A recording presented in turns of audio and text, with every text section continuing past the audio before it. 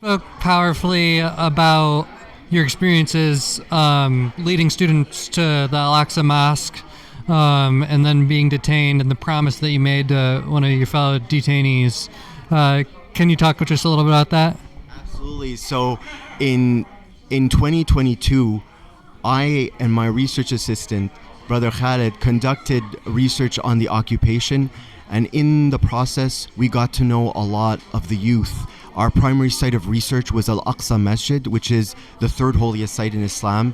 It's the mosque for which you see that iconic image of the Golden Dome.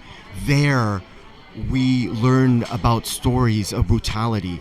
I came with my privilege from America, a professor of human rights, and I learned unimaginable stories of torture, attack, demolition of homes, families being humiliated, torn apart, deportations, and we were struck by these stories. Usayyid, who learned constantly about stories of his father in prison, not knowing when he'll be released. Sheikh Sami, someone really dedicated to Palestine, always worrying, talking to people, asking them to do good. And people like Brother Faris, who would sacrifice and risk entering the mosque, traveling from the West Bank to Jerusalem. We constantly felt like we were bombarded with all these stories and we had no other option. As a strategist, we suggested that we peacefully protest, hunker down in a single place, like what happened in Egypt, in Tahrir Square, now in the beautiful glimmering city of Jerusalem.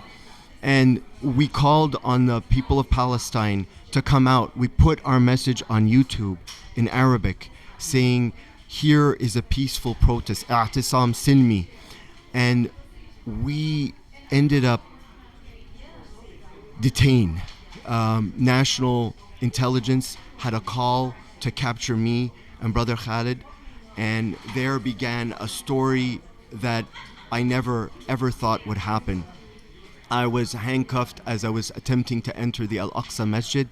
A man, a guard, and at each gates there are guards, spotted me, approached with excitement. This was a time where often he would not be excited, and so it was quite disorienting.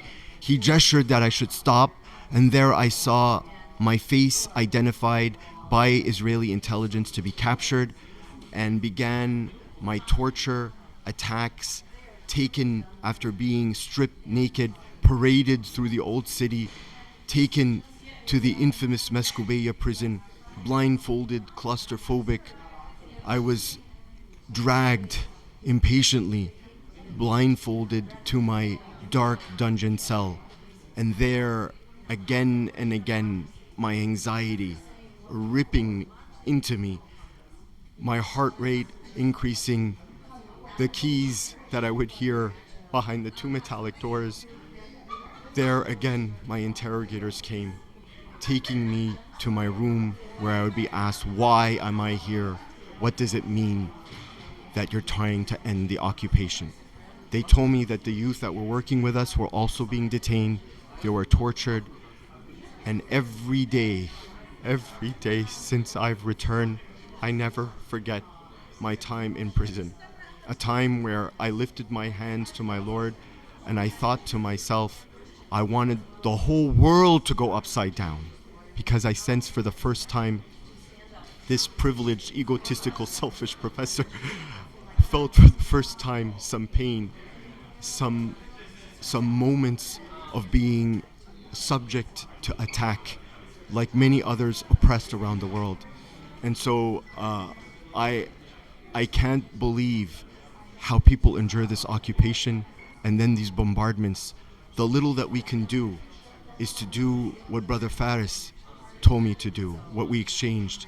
While I was going through the prisons, they would take us before the judges, and I would deliver these speeches saying that all we asked was to protest peacefully. Why am I here in prison? And at one of these moments, Brother Faris was there, and he was one of the people who was working with us, strategizing, learning about our work, and he was pacing right in front of me, back and forth at this moment in prison. I was seated in front of him, sort of sitting anxious, feigning calmness to bring him some solace, because the feeling of uncertainty is truly one of the most painful forms of torture. It's not merely physical. I've learned so much through this experience that the psychological feeling of not knowing what's next is truly torturous. And there we were, anxious. He was pacing before me and he asked me, what would I do if I went back home? I told him I didn't think it was going to happen, but I thought I would stay forever in prison. The interrogators were saying, you're going to stay here for good. And I told him, when he asked me, what would I do if I ever went back home? I said, I would speak out. What brought Faris pleasure, the moment where I said that, the moment where I said I would speak out, a huge smile came upon a face riveted by anxiety. And I can never forget that face. What brought him pleasure was that here now I would share his story with the audience listening to me, that he feels happy even if the bombardments don't end and the propaganda doesn't vanish.